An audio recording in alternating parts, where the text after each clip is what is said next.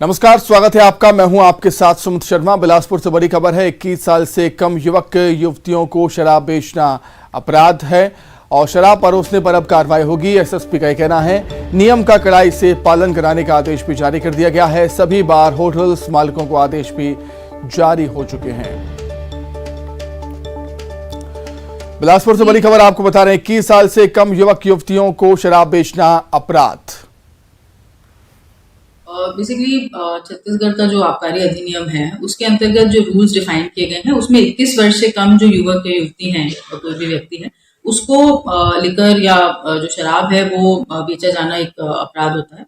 और इसी के कड़ाई से पालन के लिए सभी बार संचालकों को, जितने भी बिलासपुर में बार्स रन करते हैं, भले ही वो स्टैंड अलोन बार्स हो या किसी होटल में हो, सभी को कड़ाई से ये इंश्योर करने के लिए आदेश जारी किया गया है। और इसमें जो उनके रनिंग के जो टाइम्स हैं, रात के 12 बजे तक ही उनको संचालित करने की अनुमति प्राप्त है, उसका भी कड़ाई से पालन करते हैं। अधिक जानकारी के लिए हम बातचीत करेंगे। संवाददाता विनोद कुशवाहा जुड़ गए हैं फोन पर। विनोद, नियम भी हैं, कड़ाई से पालन करने के आदेश भी जारी हो चुके हैं। देखने वाली बात होगी कि कितनी कड़ाई से पालन हो पाता है। निश्चित तौर पर सुमित, सबसे बड़ा सवाल यही है क्योंकि बीते कुछ दिनों से न्यायधानी जो है वो पूरी तरह से अशांत हो गई। और सबसे बड़ी जो चौंकाने वाली बातें लगातार सामने आ रही थी कि नाबालिग जो हैं वो अपराधों में ज्यादा उनकी संलिप्तता पाई जा रही थी और उसके साथ साथ नशे की प्रवृत्ति काफी ज्यादा बढ़ रही थी। और उसके पीछे जो कारण सामने आ रहे थे वो ये कि आसानी से उन्हें नशे की जो साधु सामान है वो उपलब्ध हो जा रहे थे। और यही वजह है कि एसपी ने ये आदेश जारी किया है। एसएसपी पारुल माथुर के द्वारा आदेश जारी किया गया है। सभी बार संचालकों को कड़े निर्देश दिए गए हैं और तीखे तेवर में भी उन्हें समझाइश दी गई है कि दोपहर 12 बजे से रात 12 बजे तक ही बार खोलने की अनुमति होगी। इसके अलावा जो 21 साल से कम उम्र के बच्चे बच्चियां हैं उनको शराब नहीं परोसी जाए और ना ही उन्हें बेची जाए। इसका सख्त लहजे में पालन करने के लिए भी कहा गया है। अब सवाल इसी बात पर है सुमित कि आखिर इसका कड़ाई से कितना पालन हो पाता है। जो आदेश दिए गए वो कितनी कड़ाई से पालन हो पाते हैं, क्योंकि 2 दिन पहले की ही बात करें तो रात को 1 बजे के आसपास एक कार में युवक युवतियां जो बैठे हुए थे शराब पी रहे थे और जो कार का ड्राइवर था वो भी काफी नशे की हालत में था और उसको जब रोकने की कोशिश की तो पुलिस वालों को ही कुचलने की कोशिश करने लगा। उसके बाद जब इस तरह की घटनाएं सामने आई तो पुलिस पर गंभीर हुई। उसके बाद ये आदेश जारी किए हैं। तो अब सवाल वही है कि देखना होगा कि कितनी कड़ाई से इन आदेश का पालन किया जाता है या केवल कागजी तौर पर एक कार्यवाही होगी आदेश जारी करके। बिल्कुल, ये देखने वाली बात होगी। विनोद, बहुत धन्यवाद आपका। रायपुर से बड़ी खबर, प्रदर्शन के दौरान 3 महिला बेहोश हो गईं। दिवंगत शिक्षा कर्मी की परिजनों की ये रैली है। रैली के दौरान 3 महिलाएं बेहोश हो गईं और पुलिस के साथ झड़प के दौरान महिलाएं बेहोश हुई हैं। पंचायत मंत्री के बंगले का घेराव करने की महिलाएं जा रही थी।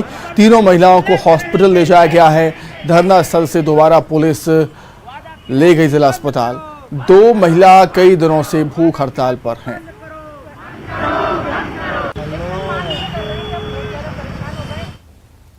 राजधानी रायपुर का ये बूढ़ा तालाब धरना स्थल है और यहाँ पर करीबन 90 दिनों तक के पहले जो दिवंगत शिक्षाकर्मी हैं उनकी विधवाओं ने यहाँ पर स्ट्राइक की थी और उसके बाद राज्य शासन ने आश्वासन दिया था, कहा था कि 1 महीने के अंदर जो है जो गठित कमेटी है वो अपनी रिपोर्ट देगी और उनकी जो मांगे हैं उस पर विचार करेगी। 1 महीने तक उन्होंने इंतजार किया और उसके बाद जब सोल्यूशन नहीं निकला वापस यहाँ पर बूढ़ा तालाब धरना स्थल के बाहर वो प्रोटेस्ट कर रही है। और आज जब पंचायत मंत्री का घेराव करने के लिए जा रही थी तो 4 जो प्रोटेस्ट कर रहे थे वो बेहोश हो गई। वापस उनको इलाज के लिए मेकाहारा ले जाया गया, लेकिन मेकाहारा के दरवाजे के बाहर में केवल स्ट्रेचर पे वो पड़ी रही, केवल ग्लूकोज चढ़ा दिया गया। वापस वो यहाँ पर आई, जब हालत और बिगड़ी तब जाकर 108 के जरिए तमाम पुलिस बल के साथ में उन्हें वापस जो है हॉस्पिटल ले जाया गया। असंवेदनशीलता की हद है और लगातार ये अपने अधिकारों को लेकर यहाँ पर बैठी हुई है। इनसे बात करते हैं कि किस तरह की स्थिति हुई, बताइए क्या हुआ। जी उनको मेकाहारा हॉस्पिटल से लाया गया जब उनको बेड नहीं मिला तो, और फिर अभी पुलिस प्रशासन के द्वारा उनको जिला अस्पताल ले जाया गया है। उनकी हालत बहुत नाजुक है और हमारी 1 सूत्री अनुकंपा नियुक्ति की मांग कर रहे हैं। कोई हमें फ्रेश नौकरी नहीं चाहिए। हमारे जो पति का अधिकार है वो हम मांग रहे हैं और लगातार शासन से गुहार लगा रहे हैं। जब मुख्यमंत्री जी ने वादा किया है तो उस वादे को पूर्ण करना चाहिए। हमारा जो 20 अक्टूबर से हम यहाँ बैठे हुए हैं, हमारा पूरा काला दिवस यहीं मना। हमारे बच्चों को छोड़ के हम लोग यहाँ पर आए कि जब तक हमको अधिकार नहीं मिलेगा हम अनुकंपा नियुक्ति लेकर रहेंगे और अधिकार मिलने के बाद ही हम लोग यहाँ से जाएंगे। हम लोग 20 तारीख से यहाँ हड़ताल पर बैठे हुए हैं। हम लोग से कोई भी अधिकारी आज तक पूछताछ के लिए भी नहीं आए हैं। हम लोग एक पेड़ की छाया में रहते हैं, मच्छर दिन रात काटते हैं। एक किडनी जिन्होंने अपने पति को दी वो भी यहाँ पर स्ट्राइक पे बैठी हुई है और अगर स्वास्थ्यगत कारणों से भी देखें तो कितनी गंभीर स्थिति हो सकती है। दूसरी बात अगर हम बात करें तो लगातार यहाँ पर धरने पर बैठी हुई है जो दिवंगत शिक्षाकर्मी हैं, उनकी विधवाएं हैं और उन्हें उम्मीद है कि सरकार उनके सुनेगी, जनप्रतिनिधि उनके सुनेंगे और जिस तरह की अवस्थाओं का सामना उनको करना पड़ रहा है वाकई वो सोचने वाली बात है। और ऐसे समय में जब वो हड़ताल जो है वो हर किसी का संवैधानिक अधिकार है, आप अपने अधिकारों के लिए लड़ सकते हैं, लेकिन अगर अपने अधिकारों के लिए लड़ते हुए कोई अस्पताल पहुंचता है और राज्य का सबसे बड़ा सरकारी अस्पताल उन्हें बिस्तर न मुहैया करवा पाए और उन्हें बिना इलाज के वापस भेज दे तो ये और भी ज्यादा शर्मनाक स्थिति हो जाती है। कैमरा पर्सन रोहित श्रीवास्तव के साथ ममता लांजेवार, न्यूज 18 छत्तीसगढ़। छत्तीसगढ़ में रेल यात्रियों की फिर बढ़ी हैं मुश्किलें। SECR ने 24 ट्रेनों को फिर से कैंसिल कर दिया। दोहरीकरण कार्य के चलते 9 से 19 नवंबर तक अलग अलग दिनों में ट्रेनें प्रभावित रहेंगी। भोपाल रेल मंडल के मालखेड़ी गुना मालखेड़ी महादेवखेड़ी जंक्शन सेक्शन में दोहरीकरण का काम हो रहा है, जिसके चलते यात्रियों को काफी परेशानियों का सामना करना पड़ रहा है।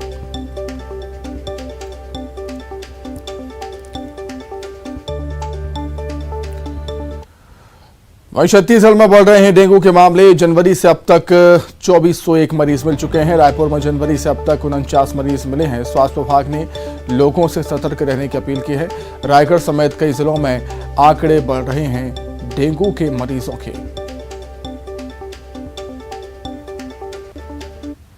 वर्ष 2022 में जनवरी से अब तक रायपुर जिले में 49 केसेस डेंगू के मिले हैं और पूरे राज्य में 2401 केसेस मिले हैं।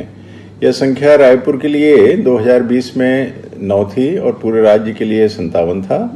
2021 में रायपुर में 520 केसेस मिले थे और राज्य में 1086 केसेस मिले थे। डेंगू से बचाव करने के लिए हमें मच्छर से बचाव करना बहुत जरूरी है। रायगढ़ में अब तक डेंगू के 42 मामले सामने आ चुके हैं, जिसमें मामले रायगढ़ नगर निगम क्षेत्र में रहने वाले जिले के सीएमएचओ का मानना है कि बीते साल की तुलना में इस बार डेंगू के मामले कम है। हालांकि रोजाना 1-2 मरीज मिल रहे हैं। राहत की बात यह है कि अभी तक किसी की मौत नहीं हुई। नवंबर का महीना डेंगू के मच्छरों के लिए अनुकूल तापमान वाला होता है, इसलिए इस महीने और मामले बढ़ने की आशंका भी है, जिसको लेकर जिला प्रशासन ने तैयारियां पूरी कर दी हैं। लोगों को साफ पानी जमा नहीं करने की सलाह दी जा रही है। जगह जगह पर फॉगिंग और ब्लीचिंग पाउडर का छिड़काव भी किया जा रहा है।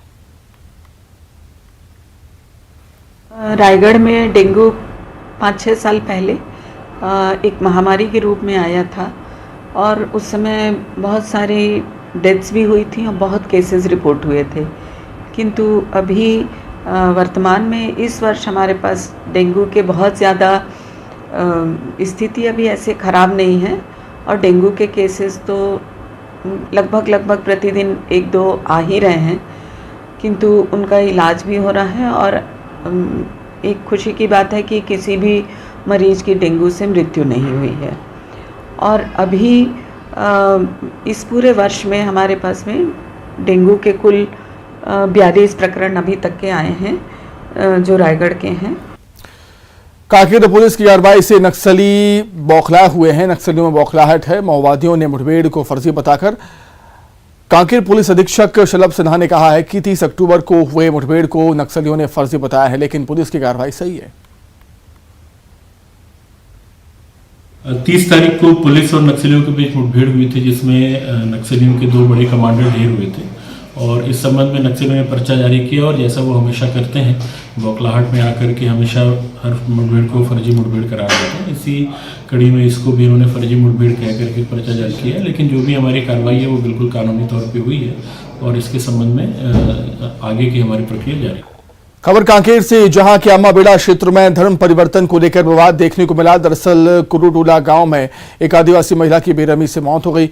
बीमारी से मौत हुई थी। उसका पूरा परिवार ईसाई धर्म को मानता था और मौत के बाद परिजन महिला का शव जमीन में दफन करना चाहते थे, लेकिन ग्रामीण इसका विरोध करने में जुट गए और इसके बाद पुलिस और प्रशासन के हस्तक्षेप के बाद शव को दफन किया गया। दफन होने के दूसरे दिन ग्रामीण ने फिर से इसका विरोध शुरू कर दिया और थाने के सामने पहुंचकर नारेबाजी करने लगे। ग्रामीणों का कहना है कि धर्म परिवर्तित महिला के शव को बाहर दफन किया जाए। फिलहाल पुलिस ग्रामीणों को समझाने में जुटी हुई। मेरी माँ की जो 1 तारीख को जो मृत्यु हुई थी 12 बजे के आसपास, तो हम गांव वाले को पूछे कि आप अब ज़मीन देंगे कि नहीं। ऐसे गांव वाले के बीच उनके गांव वाले के जितने होशियार हैं उनको उनके सामने रखी इस बात को, तो उन लोग बोले कि हम नहीं देंगे गांव में ज़मीन, ऐसे बोले। तो ठीक है, तो मैं अपने ज़मीन पर दफनाता हूँ, ऐसा बोला। ये मामला ये है कि आने वाला दिन में हम कई दिनों से यही चीज़ों को देखा है कि अपने निजी ज़मीन में, अपने निजी पट्टा ज़मीन में हम दफनाने के बावजूद भी अन्य धर्म लोग हमारे ऊपर विरोध करते हैं और विरोध करके मुर्दे को गाड़े हुए मुर्दे को निकाल के। कोरबा में रोजगार और पुनर्वास की मांग को लेकर एससीसीएल के भू विस्थापितों ने अनिश्चितकालीन भूख हड़ताल शुरू कर दी। ये प्रदर्शन एससीसीएल कुसमुंडा जीएम कार्यालय के सामने जारी है। भूख हड़ताल में किसान सभा के जिला सचिव सहित 6 लोग शामिल हैं। भू विस्थापितों का आरोप है कि ग्रामीणों की बर्बादी और किसानों की लाशों पर जिला प्रशासन के सहयोग से इस क्षेत्र में एससीसीएल अपने मुनाफे के महल खड़े कर रहा है। यहाँ पे अनिश्चितकालीन भूख हड़ताल शुरू किया गया है। जब तक भूस्थापितों के समस्याओं के लिए ठोस निर्णय नहीं होगा तब तक हम यहाँ से उठने वाले नहीं हैं। और एक बड़ी तैयारी जो है भूस्थापित 17 नवंबर को कुसमुंडा और गेवरा खदान को बंद करने की कर रहे हैं, जिसमें महाबंद होगा और कोयला का उत्पादन उस दिन पूरे जिले से नहीं होने देंगे। इसकी भी तैयारी में भूस्थापित बैठे हुए हैं। रायगढ़ की मां काली उद्योग में हुए हादसे में ऑपरेटर की मौत के बाद परिजन ने जमकर हंगामा किया। दरअसल बीती रात स्टील प्लांट में कन्वेयर बेल्ट में फंसने से ऑपरेटर की मौत हो गई थी। मौत की सूचना के बाद ग्रामीण प्लांट को घेरने पहुंचे गए। पूंजी पथरा पुलिस भी मौके पर पहुंची और शव को कब्जे से लेकर पोस्टमार्टम के लिए भेजा। वहीं मौत से गुस्साए परिजन ने स्थायी नौकरी और 15 लाख रुपए मुआवजे की मांग की है।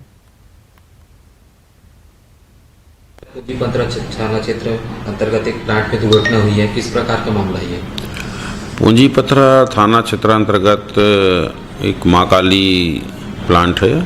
वहां पर एक मजदूर राजेंद्र सिद्धार नामक व्यक्ति का कन्वेयर बेल्ट में फंस करके मृत्यु हो गई थी। उस संबंध में परिजनों के द्वारा मुआवजे की मांग को लेकर के प्रबंधन और परिजनों के बीच कुछ चर्चा हुई थी। चर्चा के दौरान उनको आपसी समझौता हुआ और उनको मुआवजा प्रदान किया गया। उसके पश्चात उन लोग 100 को लेकर के रवाना हो गए हैं। कवर्धा के 4 भाटा गांव के लोग सड़क की समस्या से परेशान हैं। यहां अधिक बारिश के चलते सीमेंट से बना पुलिया टूट गया, जिससे आवागमन पूरी तरीके से बाधित हो गया।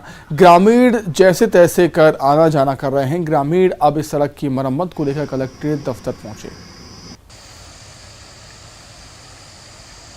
हमारे गांव में सड़क की समस्या है, मतलब बाढ़ में सड़क कट गए है, उसमें मुरुम मिट्टी डालने में समस्या है और आवागमन में परेशानी है। कोई पंचायत ध्यान नहीं दे रहा है। कौन गाँव से? हम कलेक्टर 4 भाटा। अभी क्या स्थिति है? अभी मतलब पूरा जर्जर है भैया, पूर्णतः आवागमन बंद है। आज जाए पूरा समस्या है। हम पंचायत ला मुरुम मिट्टी डाल दे के बोला था तो हम डालत नहीं सर। लंबे समय तक बदहाली का शिकार रहे बिलासपुर के बहतराई स्टेडियम का हाल ही में 40 लाख के खर्च से कायाकल्प किया गया। इसके बाद यहां अंडर 23 राष्ट्रीय एथलेटिक्स प्रतियोगिता का आयोजन भी हुआ, लेकिन प्रतियोगिता के तुरंत बाद स्टेडियम की लापरवाही सामने आने लगी। अव्यवस्था की तस्वीरें सामने आने लगी।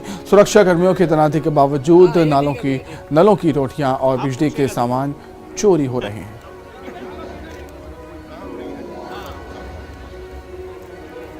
हो सकता है कि कुछ मिसमैनेजमेंट हुआ हो और उस बात को हम लोग आगे रखेंगे और इसमें बात भी करेंगे कि इसके लिए जिम्मेदारी किसकी है। परंतु एक बिलासपुर वासी होने के कारण, एक छत्तीसगढ़ वासी होने के कारण हम सब की जिम्मेदारी बनती है कि अगर देश से पूरे देश से अगर हमारे शहर में लोग आए हैं तो हम उनका अच्छे से अच्छा ख्याल रख सकें ताकि बिलासपुर का नाम रोशन हो। तो आने वाले वर्षों में हम सब मिल करके ऐसा कुछ करेंगे। इतना मेहनत होने के बाद स्टेडियम को सुचारू रूप में बनने के बाद यदि वहाँ पर चोरियां होने लगी हैं तो निश्चित रूप से बेहद चिंताजनक है, क्योंकि वहाँ केबल करोड़ों रुपए के केबल भी चोरी हो चुके हैं फ्लड लाइट के। इसकी सुरक्षा के प्रबंध करना चाहिए। 17 सिक्योरिटी गार्ड हैं, लेकिन एक दूसरे के ऊपर जवाबदारी बढ़ने की जगह उसको कैसे उसकी सुरक्षा हो और कैसे खेल उपकरण और स्टेडियम को व्यवस्थित किया जा सके, यह इस बारे में सोचकर अमल में लाना चाहिए। यह कहना गलत है कि 40 लाख रुपए खर्च हुआ है। 18 लाख रुपए की स्वीकृति डीएमएफ के अंतर्गत प्रदान की गई थी समस्त जो पूर्व की टूट फूट हो गई थी उसकी मरम्मत करने के लिए। यदि वह मरम्मत पश्चात भी किसी प्रकार की चोरी हुई होगी तो उस पर कार्रवाई करें। पंखों से कुछ नहीं होता, हौसलों से उड़ान होती है। इसी कहावत को सच कर दिखाया है बालोद जिले के देवपांडुम गांव के शासकीय स्कूल में पदस्थ शिक्षक बाल मुकुंद ने। बचपन में एक बीमारी के चलते बाल मुकुंद ने अपनी दोनों आंखों की रोशनी खो दी। प्रदेश के अलग अलग हिस्सों में दृष्टि बाधित की पढ़ाई करने के बाद शिक्षक बने और साल 2008 से पढ़ाने का सिलसिला जारी है। दिखाई न देने के चलते बाल मुकुंद ब्रेल लिपि से पढ़ाते हैं। वहीं शिक्षक की इस कार्यशैली की हर कोई तारीफ कर रहा है। तबीयत तो ठीक हो गया, लेकिन जो धीरे धीरे आँख की रोशनी चलती गई ना, वो बहुत प्रयास करने के बाद भी नहीं आया। तो ट्रीटमेंट कराने के बाद भी मुझे आश्वासन ये मिला कि इनका जो आँख का जो आई बॉल है, वो नस है जो वो मतलब सूखने के कारण ये ऑपरेशन से भी संभव नहीं हो सकता। तो इनका मेरे घर वालों को ये डॉक्टर के द्वारा एडवाइस मिला कि आप इसके शिक्षण के बारे में सोचिए।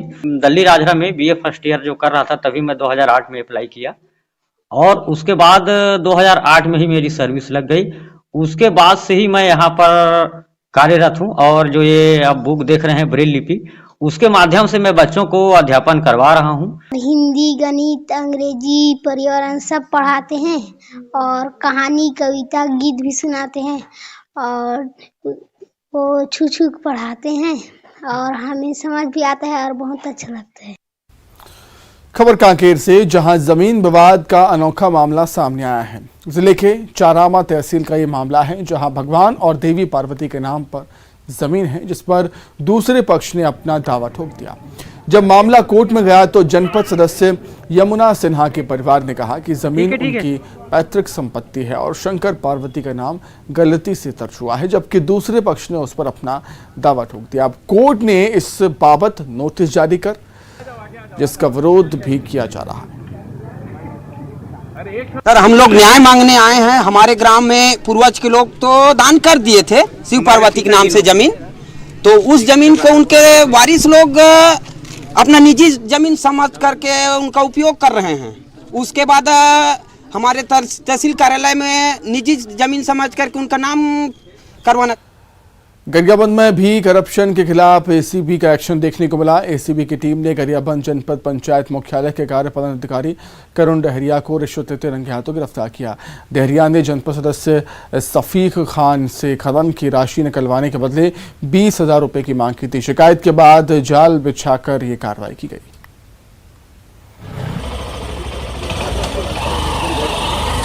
पंद्रह वित्त की राशि जो है जनपद सदस्यों को जो 15% देते हैं ना, उसमें से मेरे द्वारा 2022-23 के राशि जो है ना, मैं मेरे द्वारा 3 पंचायतों को दिया गया था। चिखली ग्राम पंचायत में कुर्रू भाटा को, मालगांव पंचायत में 2 बोर खनन दिया था और एक जो है मजरकटा में दिया गया था।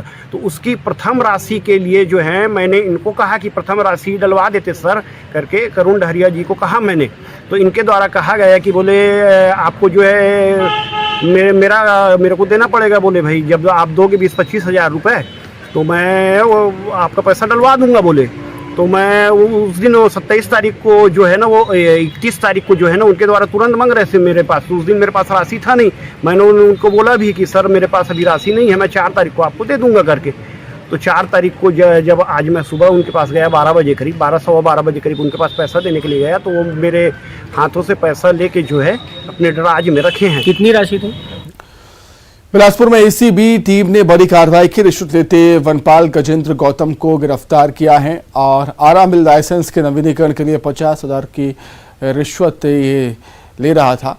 आरोपी सीसीएफ उड़नदस्ता टीम में पदस्थ था।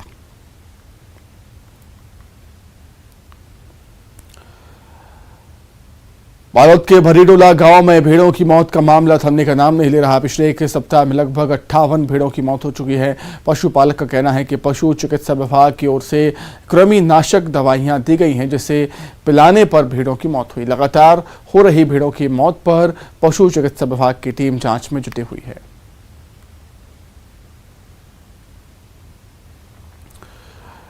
सरगुजा में लोग चिटफंड कंपनियों से ठगी की गई राशि की वापसी की आस में कई सालों से इंतजार कर रहे हैं। पिछले साल प्रदेश की सरकार ने पैसा वापसी करने के लिए डूबे गए राशि की रसीद को जमा करने के निर्देश दिए थे, जिसके बाद हजारों की संख्या में लोगों की भीड़ रसीदों को जमा करने के लिए पहुंची थी। उस समय लोगों को उम्मीद जगी थी, लेकिन वक्त बीतने के साथ ही लोगों की उम्मीद भी धुंधली पड़ती दिख रही है।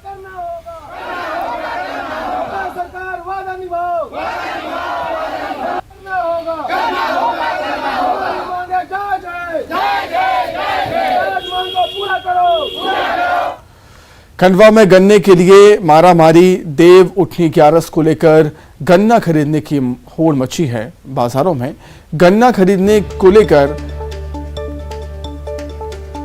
लोगों में होड़ देखने को मिली। गन्ना खरीदी के लिए ग्राहकों में खींचातानी देखने को मिली। पड़ावा थाना क्षेत्र का मामला है। शहर में लंबा जाम लग गया और बाजारों में किस तरीके से भीड़ है वो आप तस्वीरों में देख ही सकते हैं।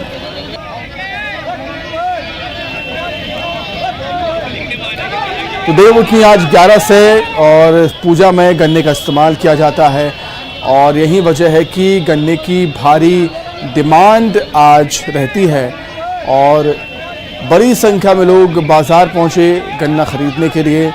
लेकिन ऐसी मारामारी देखिए आप तस्वीरों में, धक्का मुक्की हुई और ग्राहकों में बहस भी हुई गन्ने की खरीदी को लेकर और खींचतान भी देखने को मिली है गन्ने की खरीदी को लेकर। पड़ावा थाना क्षेत्र का ये मामला है। देवउठनी ग्यारस पर बाजारों का रुख किया लोगों ने खरीदारी के लिए, पूजा की सामग्री के लिए। पूजन की सामग्री में गन्ना भी शामिल होता है और आज के दिन गन्ने की खास डिमांड होती है क्योंकि पूजन सामग्री में इसका इस्तेमाल किया जाता है। और गन्ने की खरीदारी के लिए लोग बाजार पहुंचे, बड़ी संख्या में लोगों की भीड़ देखने को मिली। इसी के साथ ही फिलहाल इस बुलेटिन में इतना ही। नमस्कार।